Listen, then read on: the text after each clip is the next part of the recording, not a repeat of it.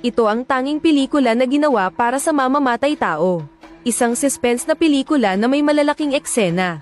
Alam ng mga madalas pumatay, na ang pinakamahirap na parte ay kung paano itatapon ang bangkay.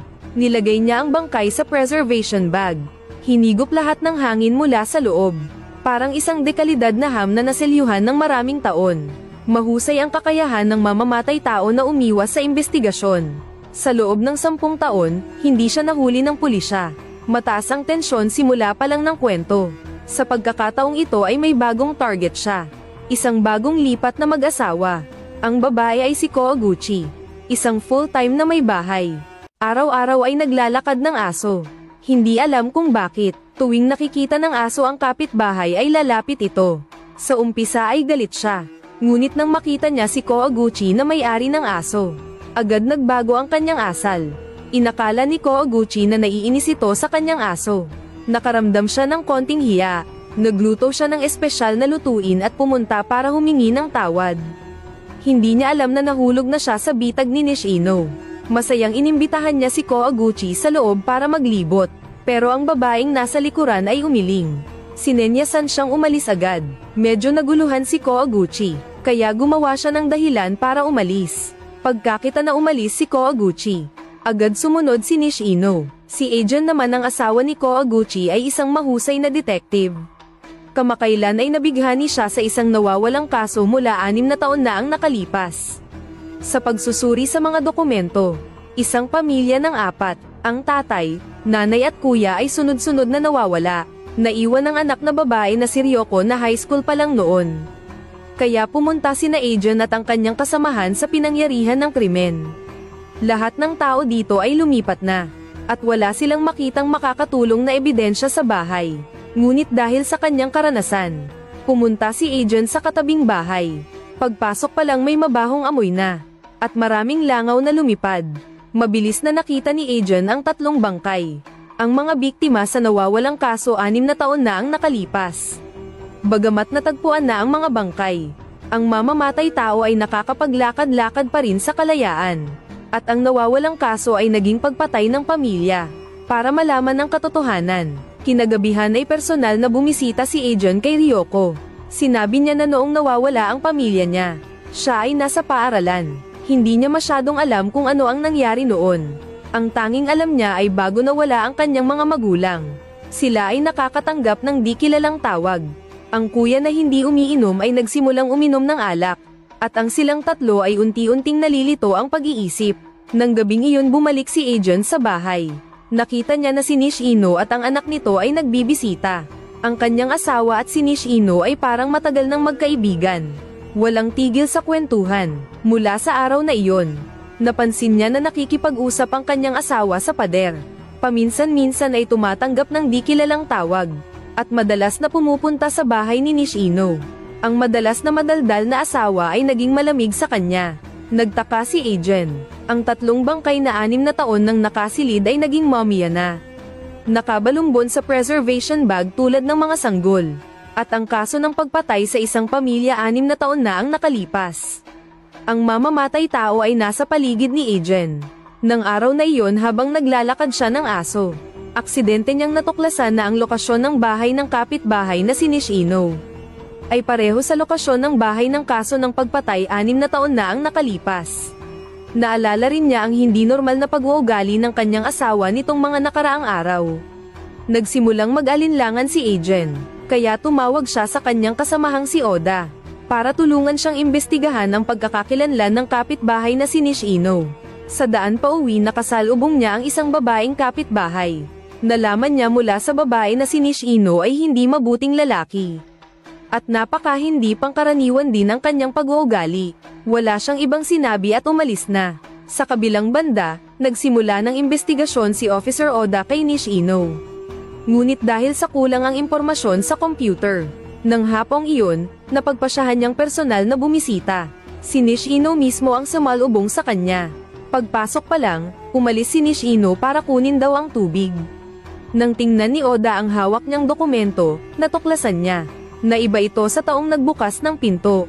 Ibig sabihin, ang taong nasa harapan niya ay peke. Para maimbestigahan ito ng maigi, pumasok si Oda sa loob ng bahay. Sa loob, aksidente niyang natuklasan ang isang lihim na daanan. Dahil sa kuryosidad, pumasok si Oda. Nang gabing iyon, may sumabog sa bahay ng babaeng kapitbahay na nakausap niya kanina. Ang malaking pagsabog ay nagdulot ng takot sa mga kapitbahay. Ngunit natuklasan ni Agent na ang pamilya ni Nishino ay hindi naapektuhan. At patuloy pa rin silang nanonood ng TV. Kinabukasan, nilagyan ng mga pulis ng harang ang lugar.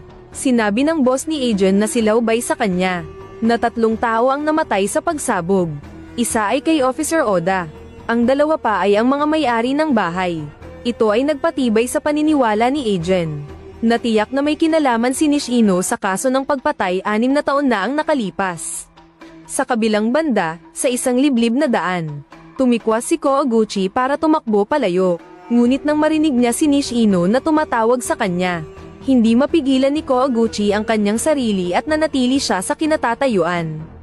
Tulad ng isang sunod sa Nier na sumusunod sa mga utos ni Nishino. At ang kanyang isipan ay naging mas malabo. May maraming butas ng karayom sa kanyang braso. At hindi inaasahan ni Agent na ang kanyang pamilya ay naging bagong target na ni Nishino. Sa madilim na silong, inilabas niya ang baril at ibinigay sa batang babae. Pinagawa niyang patayin ang sarili nitong ina. Nang makitang nag-aalinlangan ang batang babae, nagalit si Nishino. Kinuha niya ang baril mula sa batang babae. At direktang binaril ang babae. Nang makita na binaril ang kanyang ina, hindi siya nagpakita ng anumang pagkatakot. At ginamit pa niya ang tape para talian ang kanyang ina. Ang totoo ay ang pamilya ng batang babae ay matagal nang kontrolado ni Nishino gamit ang mga gamot sa isip. Ano man ang sabihin niya ay susundin ng mga biktima ng walang kondisyon. Para madamay ang kanilang bagong kapitbahay. Sa unang pagkikita pa lang ay kinontrol na niya si Koguchi. At pinapante siya sa silong. Para tulungan ang batang babae na itago ang bangkay.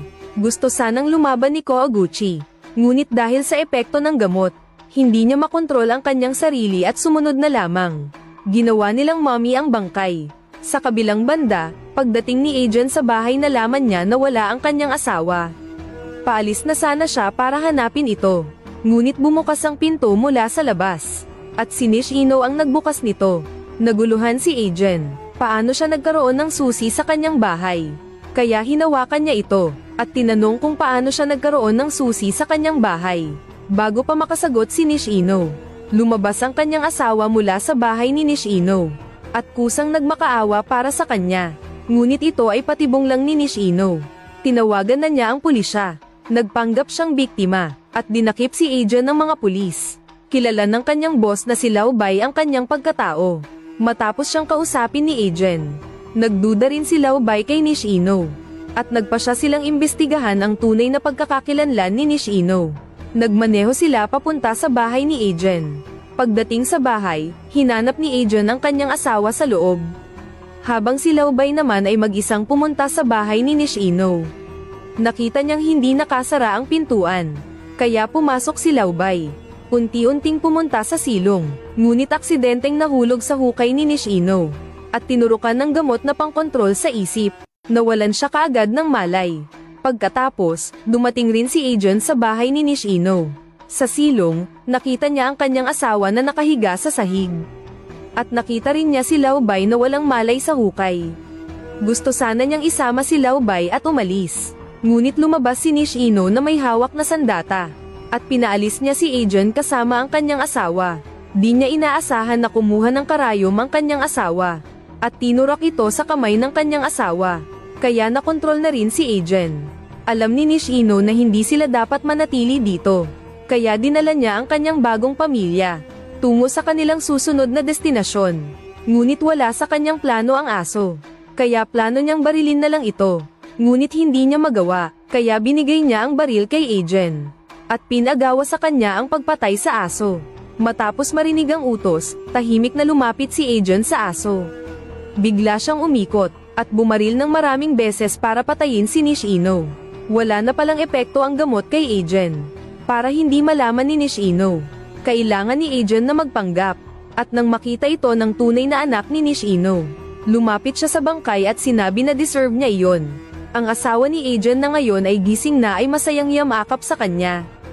Hindi na niya mapigilan ang kanyang sarili. at umiyak sa bisig ni Adrian.